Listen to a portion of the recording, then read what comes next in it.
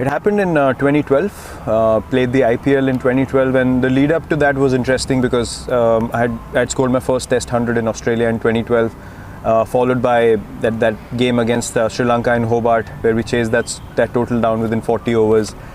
That came out of nowhere, honestly. I did not believe that I could do something like that at the international stage. It happened, gave me so much belief from there, and then Asia Cup came and I got 183 against Pakistan. On a Sunday, everyone was watching, so things really just turned in about 6 months for me. But I forgot the basics of the game. I started, becoming more desperate, and I thought, this IPL, I'm going to dominate everyone. But the moment IPL started, a few games which didn't go my way, and my mindset completely dropped to the other end. I was eating anything that came in sight. I was finishing, candy packets, 40 pieces a packet. I would finish 3 packets a week. I was eating horribly, sleeping horribly. My habits were all over the place. And I finished IPL. I remember I went home, came out of the shower first day, and I saw myself in the mirror and I was ashamed. It was literally, I saw myself and I thought I'm looking at another human being, and I told myself, look, if you want to play cricket at the highest level, this is not the way that you can manage. And from next day onwards, I changed everything about my diet, the way I trained, everything. And from then on, it was just an obsession. Look, when I step onto the field, I have to believe that I'm the best, because my mindset, as I said, was very clear from the first time I started playing this game.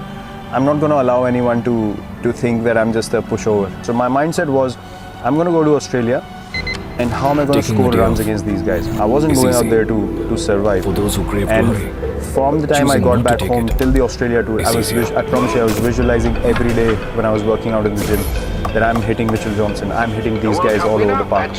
And those things came to life eventually, because I convinced myself to an extent. When I went there, I was absolutely fearless and things just started flowing. To be honest, before that Australia tour, I was treating every foreign tour like, more like an engineering exam that I have to pass somehow, and I have to show people that I can play at this level.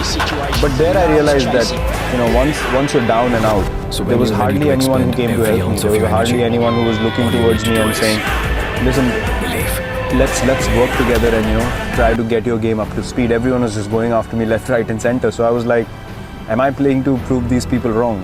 For what? I've got nothing to do with them, and they literally have nothing to contribute in my life. So I went back home. I was down for quite a bit.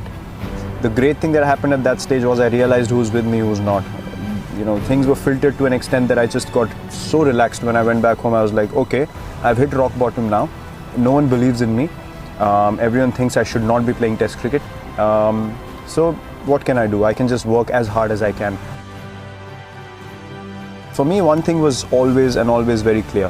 When I step onto the field, I'm going to give 120% every game that I play. And one thing for a fact that no one can count that against me. Till the time I play this game, I am going to play this way, and this is who I am. And if my mindset in the field is simple, I will not stand around wanting people to do something that I'm not able to do first. For me, every ball is an event. Every moment is an opportunity to make your team win. And that is exactly why you step onto the field. You have to make that time count. If you told me I had to walk away from this game tomorrow, I can walk away without any regrets. Because everything that I've done since I entered the Indian cricket team has always been for the team. I've been booed by 40,000-50,000 people regularly when I enter the stadium. If I start focusing on those 50,000, I can't play a ball. For me, that's an opportunity. That's an opportunity for me to say, okay, fine, things are stacked up against me. Let me test myself how good I am. There always have been two options for me. Either it's fight or flight, and I've never taken flight. I've never taken flight. For me, that's just not a... Because, look, I can take flight if I can't sleep peacefully at night. For me, it's not worth it. I might as well take the fight. If I fail, I know that I took the right option. And that gives me peace. For me, when I leave the field, as I just said, I need to be able to know that I've given everything I had and I sleep like a baby. There is nothing else that can distract me then, because in my potential as a human being, God has blessed me with a healthy mind, healthy body, an opportunity which, everyone wants. So I have to be honest to that. I have to live up to that. So for me, these things are just a process, just a part of the process, which is you keep moving forward. You keep taking the positive option. Whether you get success or not, that's irrelevant, but never take a backward step. Face the fear, look it in the eye and say, fine, I'm gonna have a smile on my face and I'm gonna keep coming at you. And that's how I live my life as well. I don't live my life half and half. I've never done something which I'm not 100% convinced about.